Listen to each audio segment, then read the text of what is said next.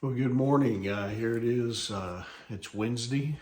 We've made it to Hump Day. It's November the 9th, and the elections are over. And whether it came out the way you wanted to or not, today is another day. We can live expectantly on the Lord. That's the one thing that's for sure. It it really ultimately it doesn't matter who is elected to office. Here's the deal. God's will is going to be done in this world. God's gonna take care of us. He's gonna get us through whatever happens, and I can assure you of that. But this morning, I hope that you're rested this morning. I hope you're doing well. And this morning, I want to share with you a devotional entitled "Glorifying Christ at All Times," and it's based on Psalm chapter 34, verses 1 through 3. I want you to listen to what it says. It says, "I will bless the Lord at all times. His praise will always be on my lips. I will boast in the Lord. The humble will hear and be glad.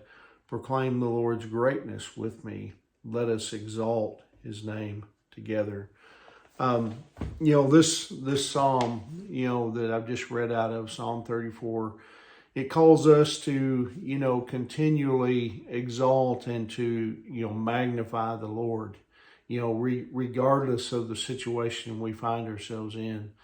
As we gaze at God, through his word, you see our understanding of him, it becomes greater, every day. And as if we're looking through, a magnifying glass. We see, the wonders of his nature and his deeds more clearly, and we can't help but respond in praise.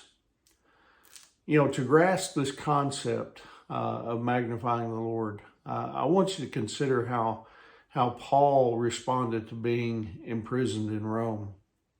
Instead of complaining about, the situation, what did he do? Well, he accepted it with grace. Knowing that, this was God's path for him. He realized that this was the path that God had for him. And so through it all, he kept praising and exalting Christ. And what a testament for us to follow. I mean, even though Paul, he couldn't preach or, start churches as he once did, you see the Lord opened up a new way for him to serve, and that was through prison ministry, basically. How'd you like to be a guard, working in one of those prisons, where Paul was being imprisoned and be chained to him, as sometimes happened. And Paul, he was going to talk to you about the Lord. No doubt that he was, but he had prison ministry.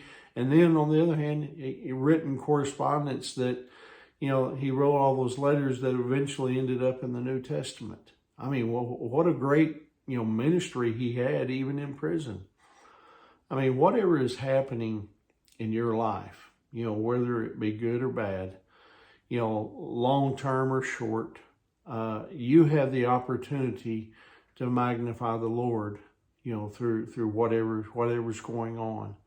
And this not only benefits you, with a greater appreciation of God himself, but it also encourages others, who see your witness.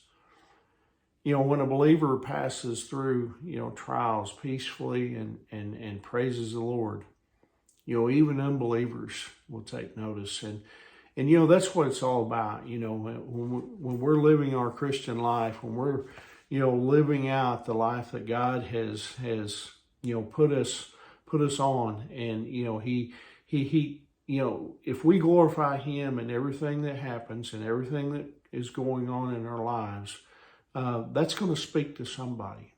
Even like I said, even unbelievers are going to take notice, and they're going to want to know, what it is. How can we go through those things with grace and as Paul, we need to model what Paul did, but ultimately we need to model what Jesus did.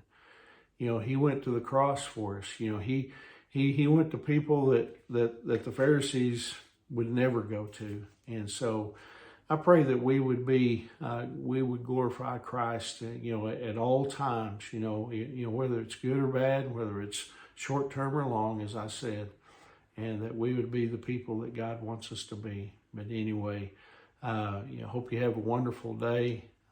Remember, Angie and I, we love you guys, and we're praying for you. And Lord willing, I'll see you tomorrow morning. God bless you.